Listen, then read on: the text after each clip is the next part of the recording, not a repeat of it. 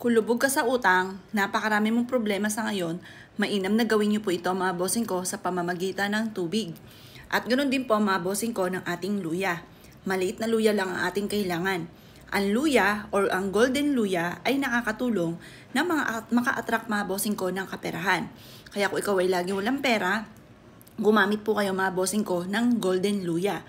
Dahil ito ay sumisimbolo ng kasaganahan.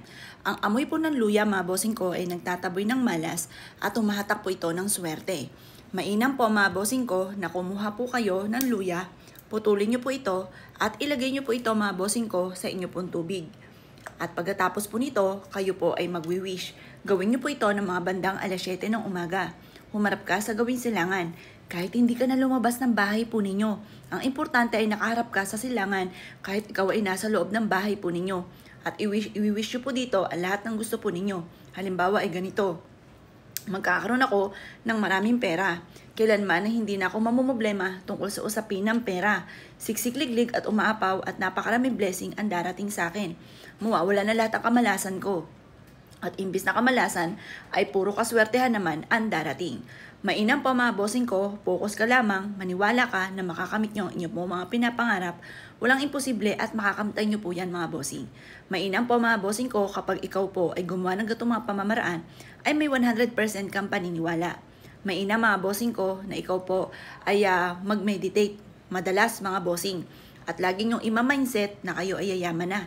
Lagi nyo sasabihin na ito na simula ng pagyaman po ninyo. At kailanman na hindi ka na mamumblema tungkol sa usapin ng pera.